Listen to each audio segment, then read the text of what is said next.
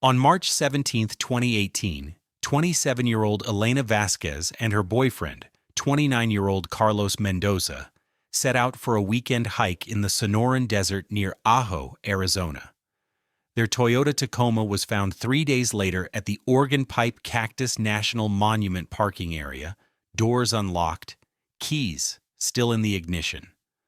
A search that involved more than 200 personnel, helicopters, and tracking dogs turned up nothing but a single water bottle with Elena's fingerprints and a torn piece of fabric that matched her hiking shirt. 5 years later, on June 4, 2023, a woman was found wandering along Highway 86 near Y, Arizona. Severely dehydrated, weighing just 92 pounds, her skin deeply tanned except for strange pale bands around her ankles and wrists. When Border Patrol agents approached, she collapsed, whispering, "Don't turn off the lights, please. He comes in the dark." The woman was Elena Vasquez. Medical examination revealed vitamin D deficiencies, inconsistent with someone who had spent years in the desert sun. Her medical chart noted severe nyctophobia, an abnormal and persistent fear of darkness. But where had Elena been for 5 years? And what happened to Carlos? The answers would emerge slowly through a painstaking investigation, revealing a horror that had been hiding in plain sight within the vast, unforgiving landscape of the Sonoran Desert. Elena worked as an environmental scientist for the Arizona Department of Water Resources. Carlos managed a recreational equipment store in Tucson. They had planned a weekend hiking trip to celebrate their 3rd anniversary. According to the last text message Elena sent to her sister, they intended to explore some of the less frequented trails in the monument. Carlos wants to photograph the sunset from the Sanita Basin. Back Sunday night. This message, sent at 11:23 a.m. on Saturday, March 17th, would be their last communication. Their check-in at the visitor center was logged at 12:15 p.m. Security footage showed them purchasing 2 additional water bottles and a trail map. The cashier remembered them because Carlos asked about photography spots away from the main trails. "I told them to stick to the marked paths," Ranger Sofia Delgado stated in her report. The guy seemed pretty confident, though. Said he'd hiked all over the Southwest. At 1:37 p.m., another hiker's GoPro footage briefly captured the couple walking toward the Sanita Basin Trail. Elena wore khaki hiking pants and a blue moisture-wicking shirt. Carlos carried a black backpack with his camera equipment. The timestamp on this footage would become crucial evidence in the timeline that followed. When they failed to return to Tucson by Monday morning, Elena's sister called the park rangers. By noon, their vehicle had been located. The immediate search revealed few clues. Their campsite was never found. Ranger Delgado noted that the vehicle appeared to have been abandoned in haste. The keys in the ignition suggested they had returned to the car at some point. A single water bottle with Elena's fingerprints was found about a mile from the parking area, along with a torn piece of blue fabric that matched the shirt she had been wearing. The search conditions were challenging, said Captain Robert Lewis of the Pima County Search and Rescue. We're talking about thousands of acres of extremely difficult terrain. Temperatures during the day reached 95 degrees, dropping to the low 40s at night. 4 helicopters equipped with thermal imaging cameras scanned the area for 3 days. Ground teams with cadaver dogs covered the most likely trails and off-trail areas where hikers might have wandered. On the 2nd day of the search, dogs picked up a scent trail that led about 2 miles into the desert before abruptly ending at a rocky area. "It's not uncommon for scent to dissipate on hard surfaces," Lewis explained, "but usually we can pick it up again somewhere nearby." In this case, it was as if they just disappeared. The search was officially scaled back after 7 days. "We exhausted all leads and covered the highest probability areas multiple times," the official report stated. Theories ranged from a possible border crossing gone wrong to an animal attack. The proximity to the Mexican border complicated matters, with some investigators suggesting they might have inadvertently crossed paths with drug traffickers known to use remote desert routes. In the months that followed, both families organized private searches. Flyers with the couple's photos were distributed throughout southern Arizona and northern Mexico. A $50,000 reward was offered for information. The case file remained open but inactive, listed among the hundreds of people who disappear in the harsh border region each year. For 5 years, there were no new leads. Then, on June 4, 2023, at approximately 5:17 a.m., Border Patrol agent Miguel Santos was driving along Highway 86 when his headlights illuminated a figure stumbling along the roadside. "At first, I thought it was an undocumented migrant in distress," Agent Santos reported. "A woman, extremely thin, in tattered clothes, walking with difficulty. When he approached, the woman fell to her knees. 'Don't turn off the lights,' she repeated. 'He comes in the dark.'" Agent Santos recognized signs of severe dehydration and called for medical transport. It wasn't until the woman was admitted to Cells Hospital that her fingerprints identified her as Elena Vasquez, missing for over 5 years. The medical report detailed her condition in clinical language: patient presence with severe malnutrition, 92 lbs, down from recorded weight of 135 lbs. Multiple healed fractures in left radius and right fibula. Circular scarring around ankles and wrists, consistent with prolonged restraint. Severe vitamin D deficiency, despite desert environment, suggesting limited sun exposure. Dental deterioration, consistent with nutritional deficiencies. Patient exhibits extreme agitation when room lighting is dimmed. Dr. Sarah Hoffman, who treated Elena, noted, "The physical evidence suggested captivity. The pattern of muscle atrophy indicated prolonged periods of immobility. Her skin showed tanning only on her face, neck, and forearms, inconsistent with someone living outdoors in the desert." When initially questioned, Elena was disoriented and provided fragmented information. She claimed that she and Carlos had become lost after leaving the main trail. "We were looking for a view, for photos," she stated according to the transcript. "There was a storm. Flash flood, we got separated."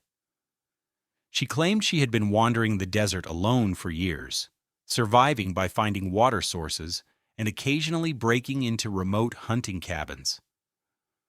"Carlos fell," she said. "I heard him scream. I couldn't find him." When asked about her scarred wrists and ankles, she became agitated and unresponsive. Detective Manuel Ortiz of the Pima County Sheriff's Department was assigned to the case. With 15 years of experience in missing persons investigations, he immediately noted inconsistencies in Elena's account. "The flash flood story didn't add up," Detective Ortiz stated in his report. "Her physical condition contradicted long-term desert survival. Her hands were soft, not calloused, as would be expected. The medical evidence pointed to captivity, not survival in the wild." The investigation shifted focus. Elena Vasquez was now both victim and potential suspect. In cases where one person returns and another remains missing, we have to consider all possibilities, Ortiz explained in a later interview. Had there been a conflict between them? Was she withholding information about Carlos's fate? The evidence suggested she wasn't telling the whole truth. Forensic analysis of Elena's clothing revealed soil compounds not found in the areas she claimed to have wandered. Trace minerals in her blood and hair samples indicated a consistent diet over several years, not the varied, opportunistic eating pattern of someone surviving off the land. Most significantly, the vitamin D deficiency suggested long-term shelter from sunlight. "The medical evidence was our first solid lead," Ortiz noted. "Someone who had been in the desert for 5 years would show severe sun damage. Instead, her skin showed the opposite: deprivation of sunlight, with limited exposure patterns consistent with someone kept indoors and only occasionally allowed outside. When confronted with these contradictions, Elena became uncommunicative. Psychologists who evaluated her noted signs of severe trauma and possible Stockholm syndrome. The subject exhibits classic avoidance behaviors when questioned about certain topics, Dr. Margaret Chen wrote in her assessment. Her fear of darkness appears to be a direct trauma response, likely associated with her captivity conditions. 3 weeks into the investigation, Detective Ortiz received permission to place Elena under surveillance at the residential treatment facility where she was recovering. "We needed to understand why she was protecting someone," he explained. The evidence clearly pointed to her being held captive, yet she continued with the survival story. The breakthrough came unexpectedly. A night nurse reported that Elena became hysterical after receiving a delivery of flowers with no card. When questioned about her reaction, Elena would only say, "He knows where I am. He's watching." The flowers were traced to a cash purchase at a supermarket in Ajo, approximately 30 miles from where Elena had been found. Security footage from the supermarket revealed a man purchasing the flowers at 7:43 p.m. the day before they were delivered. The image was too grainy for positive identification, but the timestamp provided investigators with a lead. They began reviewing all security footage from the Ajo area within a 48-hour window of Elena's discovery. The subject appeared to be a Caucasian male, approximately 50-60 years old, wearing work clothes consistent with maintenance or groundskeeping, the report noted. Additional footage from a gas station captured the same individual driving a white pickup truck with partial license plate digits visible. While this investigation continued, Elena's condition gradually stabilized. Working with trauma specialists, she began to provide more information, though her account remained fragmented. "He kept us in a place underground," she told Dr. Chen during a session. "No windows. He controlled the lights." When asked about Carlos, she became distressed. Carlos tried to fight.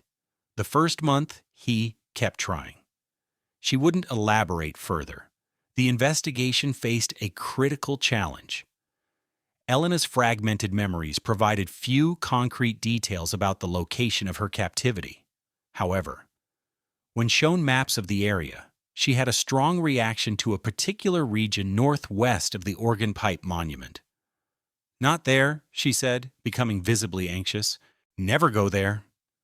Detective Ortiz coordinated with park rangers to identify potential structures in that area. The region contained several abandoned mining operations and a handful of private properties on the periphery of protected lands. Cross-referencing property records with vehicle registrations matching the partial plate, they identified 3 potential locations. The first 2 properties yielded nothing significant. The third, a remote 5-acre parcel with a single-story house and detached garage, was registered to Raymond Whitaker, 58, a former mining engineer who now worked as a maintenance contractor for several properties in the area. His vehicle registration matched the partial plate captured on security footage. "We conducted surveillance for 72 hours, Ortiz reported. The subject maintained a routine schedule, leaving the property each morning around 6:30 a.m. and returning by 5 p.m. No other individuals were observed entering or exiting the premises." On July 28, 2023, a search warrant was executed. The house itself revealed nothing unusual. However, investigators discovered that the detached garage had been built over an entrance to an abandoned mining tunnel. A concealed trapdoor led to a series of underground chambers approximately 30 feet below the surface. "The scene processing report describes in detail what we found," Ortiz stated. 2 rooms had been constructed within the old mining tunnels. One contained 2 mattresses on metal frames, both with restraints attached to the frames. The second room appeared to be living quarters for the suspect, with a generator providing power and a basic kitchen setup. The lighting in the captive area was controlled by switches in the suspect's quarters. Forensic technicians recovered hair and blood samples that later matched both Elena and Carlos. A ledger found in Whitaker's quarters contained dated entries spanning 5 years, with notations about subjects and light privileges. DNA analysis of additional hair samples suggested at least 2 other individuals had been held in the underground chamber at some point. When confronted with this evidence, Elena's psychological state deteriorated temporarily, but eventually led to more complete disclosure. According to her testimony, she and Carlos had been taking photographs near a less traveled area when Whitaker approached them, wearing what appeared to be ranger clothing. He claimed there had been reports of drug trafficking in the area and offered to show them a safer route back to the trailhead. He seemed official, Elena stated in her formal testimony, had a uniform-type shirt with patches. Carlos asked to see ID, and that's when... The transcript notes she was unable to continue for several minutes. He had a gun, made us walk for what felt like hours, away from the trails. There was an old truck. He put bags over our heads. Elena's account of the captivity was provided in fragments over multiple interviews. The transcript compiled these into a chronological narrative. Whitaker kept them in the underground chambers, shackled to the beds. The lighting was entirely controlled by him. Complete darkness was used as punishment. He would sometimes leave them in darkness for days. Carlos repeatedly attempted to escape during the early months. After his third attempt, Whitaker took him to the second chamber. Elena described hearing sounds of struggle, then silence. "I didn't see Carlos after that day," she stated. "He told me Carlos was gone, that if I behaved, I could stay." According to Elena's testimony, Whitaker would bring food and water every few days. Over time, he began allowing her limited movement within the chamber, eventually removing the ankle restraints but maintaining control through psychological means and the threat of darkness. "He made me dependent," she said. "Would leave for days sometimes. I never knew when he would come back, when I would eat again. The lights would go off, without warning." According to Elena, her escape occurred when Whitaker failed to return for an unusually long period. "The lights stayed on for days. Then they went off. I thought he was punishing me, but he didn't come back." She described working to free herself from her remaining restraints over what she estimated was several days, eventually finding her way out through the tunnel entrance when Whitaker failed to return. When investigators returned to apprehend Whitaker, they found him dead from an apparent self-inflicted gunshot wound. A note found near the body simply read, "The others are where they belong." The others, referenced in the note, prompted an expanded search.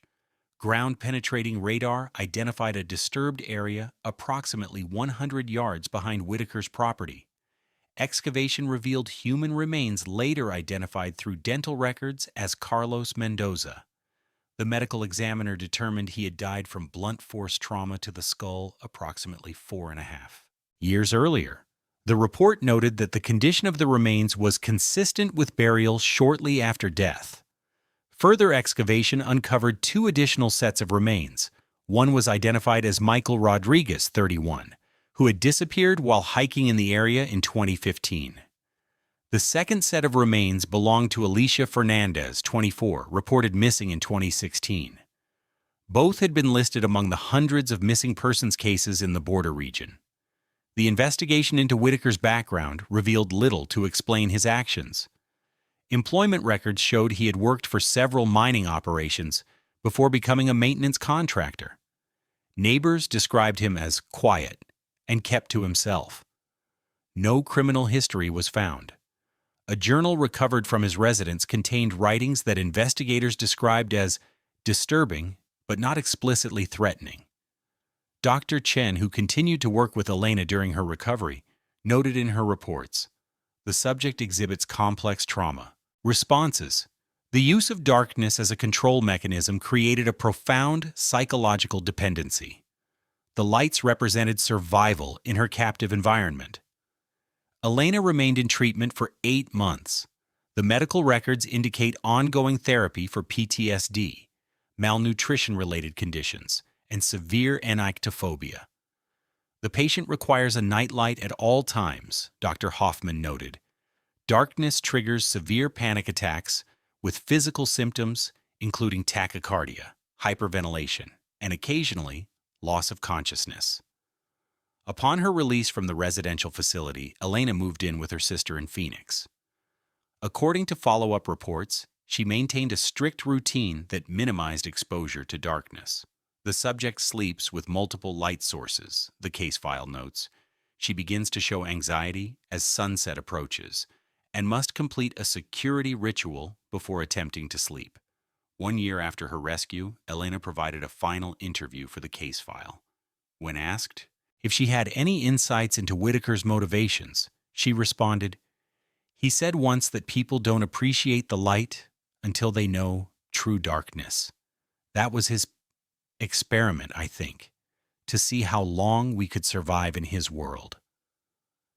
The Whitaker case prompted a review of missing persons reports throughout the Southwest, with particular focus on hikers and tourists who disappeared in remote areas. Park services implemented enhanced security measures, including additional cameras at trailheads and more frequent ranger patrols of less traveled areas. Carlos Mendoza's remains were returned to his family for burial. Elena did not attend the funeral, according to her therapist, because she cannot enter spaces where she might be trapped if the lights fail. The case file concludes with a note from Detective Ortiz. Subject continues to maintain all lights in her residence must remain on at all times. When asked about her future plans, she stated she is considering moving to Alaska. During its summer months of continuous daylight, the abandoned mining tunnel was sealed with concrete by county authorities. The property remains vacant, its history now part of local cautionary tales about the dangers hiding in the vast Sonoran landscape. The final medical report on Elena notes that while her physical injuries have largely healed, the psychological impact of prolonged captivity in controlled darkness presents ongoing therapeutic challenges. Patient continues to exhibit severe anxiety when light sources are dimmed or unreliable. Prognosis for complete recovery remains guarded. Dr. Chen's assessment was more direct. She survived physically, but part of her remains in that underground chamber, still afraid of what happens when the lights go out. For Elena, darkness will always be associated with helplessness and the presence of her captor. In psychological terms, she has not yet escaped. 5 years after her return, Elena Vasquez still sleeps with the lights on. According to her current therapist, she has made progress in many areas of recovery, but continues to maintain what the clinical notes describe as necessary vigilance against darkness. She works from home as a data analyst, a position that allows her to control her environment and avoid situations where she might be caught in darkness. The investigation into whether Whitaker had connections to other missing persons cases remains ongoing. Detective Ortiz, now heading a specialized task force focused on disappearances in remote areas, continues to review cold cases for patterns similar to the Whitaker abductions. These cases remind us of the vulnerability of isolated wilderness areas, Ortiz stated in a departmental review. People disappear, and sometimes the landscape itself becomes an accomplice in hiding what happened to them. For Elena, the landscape of her mind remains divided between light and dark. Her sister reports that she still wakes screaming several nights a week. The formal psychiatric evaluation in her file describes her condition as permanent hypervigilance with specific environmental triggers. On the anniversary of her escape each year, Elena insists on staying awake for the full 24 hours, surrounded by battery-powered lights in addition to household electricity. When asked by her therapist why this ritual was important, she responded, "Because I need to prove I can keep the lights on no matter what." The Sonoran Desert continues to draw hikers and nature enthusiasts. New signs at trailheads throughout the region now warn visitors to stay on marked paths, hike in groups, and inform rangers of their intended routes and return times. A photograph of Carlos and Elena, taken the morning before they disappeared, is displayed at the Organ Pipe Cactus National Monument Visitor Center alongside safety information. When new visitors ask about the photograph, rangers share a simplified version of what happened, enough to encourage caution without revealing the full horror of Elena's 5 years in darkness. Most visitors walk away believing it was a story about getting lost in the desert. Few understand that the real danger wasn't the harsh landscape, but what one man had built beneath it. The final entry in Elena's case file, dated 3 months ago, is from a routine follow-up interview. Subject maintains all previously described precautions against darkness. When asked if she ever considers moving on from what happened, she responded, "How do you move on when you know what waits in the dark?"